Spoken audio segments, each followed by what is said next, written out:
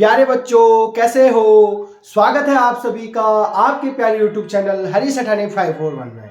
तो हमने एक सीरीज स्टार्ट की थी राजीव गांधी नवोदय विद्यालय के जो क्वेश्चन पेपरों की। तो उसमें आज का जो वो है टॉपिक है वो है जीके और साइंस के जो क्वेश्चन पूछता है 10 मेंटल एबिलिटी टेस्ट के अंदर। तो उन क्वेश्चनों को, इंपोर्टेंट 10 क्वेश्चनों को हम इस वीडियो में सॉल्व करने वाले हैं।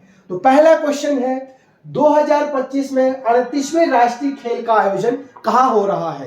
तो इस साल जो है 2025 में राष्ट्रीय खेल, ठीक, नेशनल गेम्स जो है कहाँ, कौन से स्टेट में जो है आयोजित हो रहे हैं, ये क्वेश्चन है। तो इसका आंसर हो जाएगा उत्तराखंड में।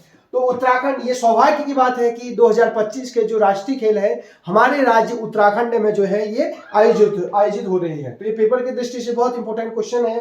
तो जो 38 नंबर का जो है राष्ट्रीय खेल है और 2025 में यह आयोजित हो रहा है। इसका शुभंकर है मौली अर्थात कहते हैं मोनाल। तो जो हमारा जो मौली है वो इसका शुभंकर भी है।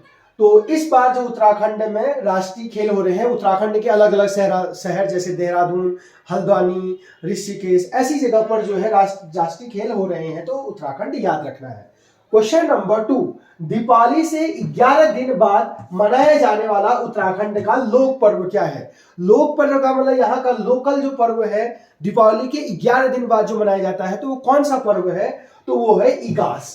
तो याद रखना है, इगास जो है दीपावली के 11 दिन बाद मनाया जाता है, जिसे कुमाऊं के क्षेत्र में जो है बुढ़ दीपावली भी कहते हैं। तो बुढ़ दिवाली जो है हमारे वहां कुमाऊं क्षेत्र में कहा जाता है, जबकि गढ़वाल में इसको जो है इगास के नाम से जाना जाता है।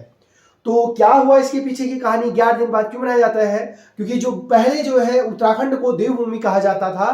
तो जो भगवान राम जो है, दीपावली आपको पता है दीपावली क्यों मनाई जाती है? भगवान राम जब वन से वापस अपने अयोध्या लौटे थे तो अयोध्या वासियों ने जो है घी के दिए जलाए और उसी की याद में हम दीपावली मनाते हैं।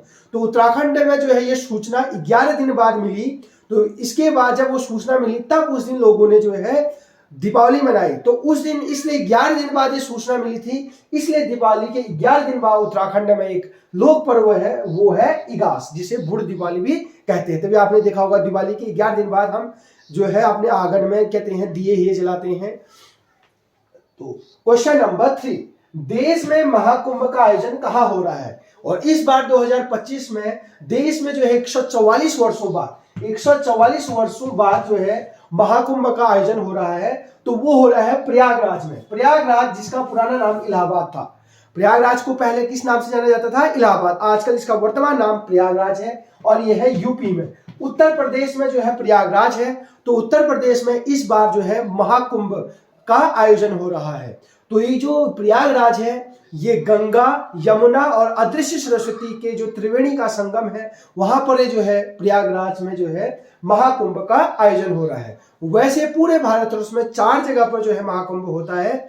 जैसे हम उत्तराखंड की बात करें तो हरिद्वार में होता है। अगर यूपी उत्तर प्रदेश की बात करें तो ये होता है प्रयागराज में, ऐसी नासिक में होता है, ऐसी जो है उज्जैन में होता है। तो ये 4 जगह जो लगते हैं, लेकिन इस बार जो है प्रयागराज उत्तर प्रदेश में ये महाकुंभ का आयोजन हो रहा है। तो क्वेश्चन नंबर 4 है, राज्यसभा में उत्तराखंड के कितने सीटों की संख्या है? तो उत्तराखंड अगर बात करें राज्यसभा की सीटें, तो राज्यसभा में 3 सीटें उत्तराखंड से हैं। और भी इसके अदर्स क्वेश्चन फैक्ट देखते हैं। अगर हम उत्तराखंड में जो राज्यसभा की सीटें 3 हैं, अगर वो लोकसभा की सीटें पूछेगा तो उत्तराखंड में जो लोकसभा की सीटें हैं 5 हैं। अगर वो पूछेगा कि उत्तराखंड में विधायकों की संख्या कितनी है, तो 70+1, तो 70 यहाँ जो है विधायक हैं, जबकि राज्यसभा के 3 सदस्य और लोकसभा के 5 सीटें हैं। तो हमारा आंसर राज्यसभा से था, तो इसका आंसर हो जाएगा 3। नंबर 5, समान नागरिक संहिता यूसीसी लागू करने वाला भारत का पहला राज्य कौन है? तो यूसीसी का फुल फॉर्म होता है यूनिफॉर्म सिविल कोड।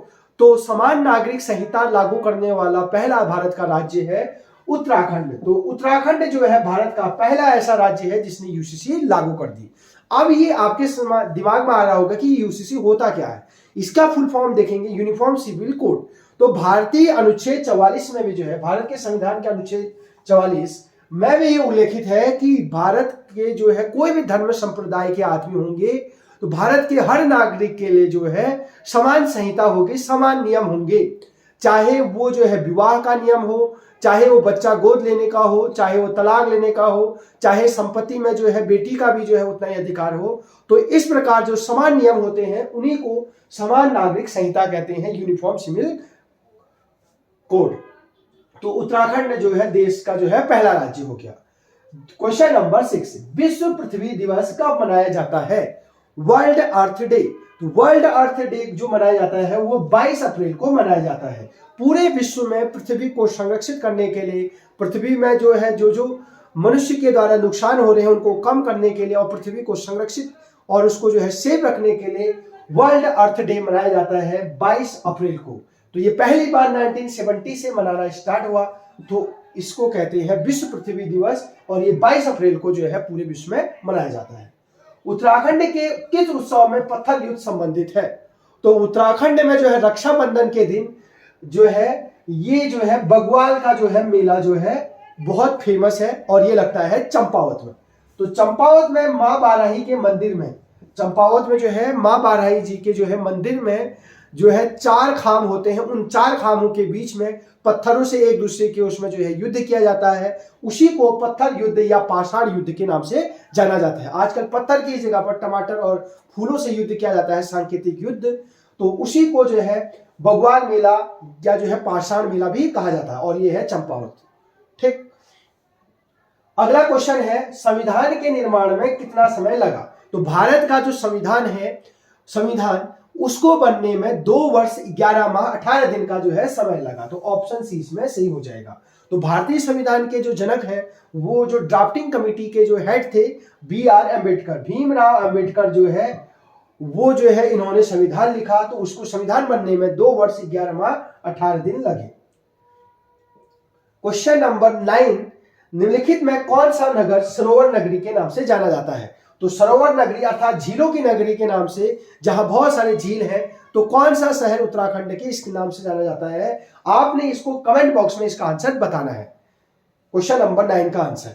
अब क्वेश्चन नंबर 10 देखते हैं, कंप्यूटर का दिमाग किसे कहा जाता है? कंप्यूटर का जो दिमाग होता है वो CPU को कहा जाता है, CPU।